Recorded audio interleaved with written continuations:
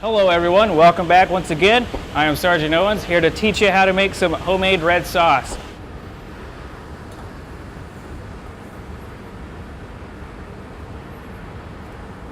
So to start with, we've got a new item that's going to be on the list here, garlic. So a really quick way to kind of get the garlic out of its skin and then mince it, just take your knife, plop it down and press, or you can crush it if you like. And then we just got to peel it away from the skin. Well, I need to crush it one more time. There we go.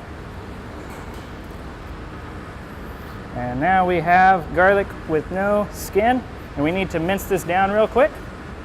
So just take your knife, once again, want to hold that very carefully. And then do your slits down the side vertically, and then chop horizontally with those cuts. All right, and there we have our minced garlic for our red sauce. So with this, you can either buy it pre-minced. If you buy it pre-minced, you're looking at about a teaspoon of garlic. If you're going to chop it up yourself, you're looking at about 3 knobs. So about 3 of these guys right here. All right, let's get this out of the way now. So everything that we are going to need, we're going to go over that real quick and about how much of it that you are going to need. So as I previously said, we're going to need about a teaspoon or so of garlic. All right. Next on the board, we have the onion. We're going to do like a fine dice or a really fine mince, or depending upon the texture that you kind of want to go for. I like it kind of fine and smaller pieces because it cooks a little bit better, I think. You're looking at about a baseball size onion, so a medium sized onion, and then just chop that up real nice. Next on our list, we have tomato paste. So you can either get a tube or you can get a can. I highly suggest the tube personally, just because I think it has a little bit better flavor and it lasts a little bit longer as well. You're going to need about half of a tube, so about 2 ounces. Then we have oregano, and then we have crushed red pepper. These guys are going to give a little bit of a better flavor to the marinara, especially the crushed red pepper. Think of it kind of like a Brooklyn style pizzeria taste. And then last but not least, we have our crushed tomatoes. If you can, try to go for these guys. They have a really great flavor to them. 2 cans, and that's what you're going to need there. And then once all that stuff's been cooked down, simmered down, all that good stuff, it's going to be salt. So your sea salt to taste, and then your pepper, of course, to taste as well, and then a little bit of butter. So we're going to take about half of this guy right here, plop it into the marinara. It's going to give it a more well-rounded flavor and kind of take away some of the acidity from the red tomatoes. All right. And that's just about everything we're going to need. Next thing we're going to do is we're just going to go through step by step, kind of show you how to get this stuff going, all right?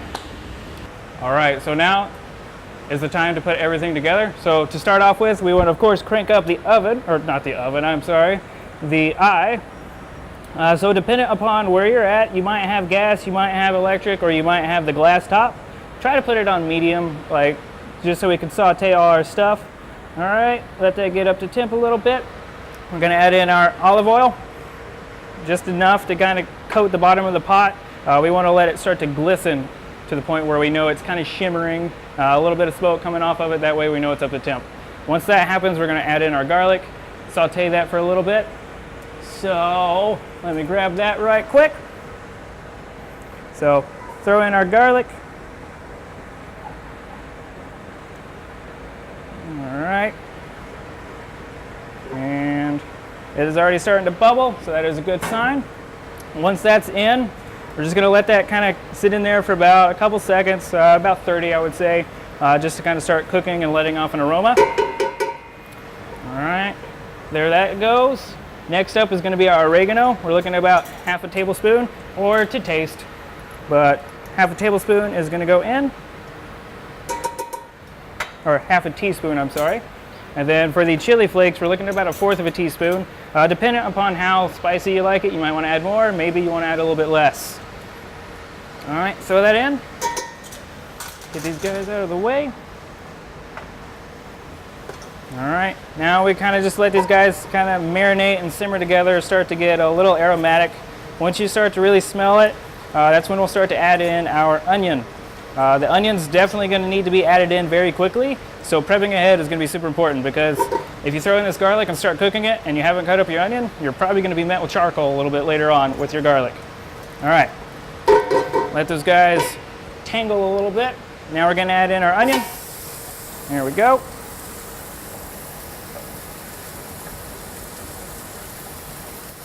So the onion's going to release a lot of moisture, and that's going to be what helps keep the garlic from burning. All right, so we're just going to saute these till they get brown. Once they brown up, then we're going to add in our tomato paste.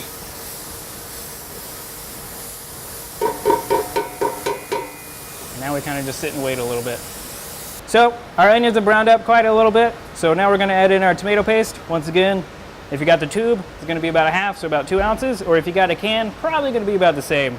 All right, just squeeze that bad boy in there. All right, cap that off. And then once again, just work it in. Let the flavors mingle, get to know each other. Cook for about a minute. Once that happens, that's when we're going to add in our tomatoes. All right, now we're going to add in our tomatoes. All right, pop them in, and make sure it's the whole peeled tomatoes. All right, so you can have a little fun with this if you like. So we got to crush these guys. So maybe you want to play with your food a little bit. You can crush it prior to putting it in there, throw it in a bowl, get your hands dirty in a way. Or you can get a potato masher, which I like to use personally. Mine's a little oversized, but it gets the job done.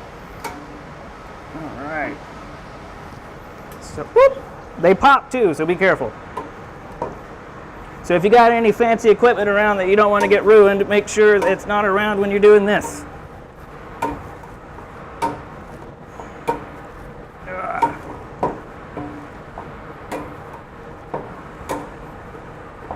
And if you don't have a fancy tomato masher like myself, you can either use a spoon, wood and metal, whatever it may be, or once again, you can use your hands just to get this job done.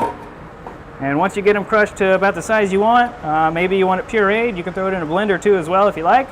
Once that happens, we just want to turn down the heat a little bit, just to kind of get it simmering. All right. Okay, just stir it up, make sure everything's good and crushed together. Once that happens, we're going to drop in our secret ingredient that I did not go over earlier because I didn't want anyone to know, but we're going to throw in a sprig of basil. So depending upon the size of the leaves, I like to do about 4, so these guys right here.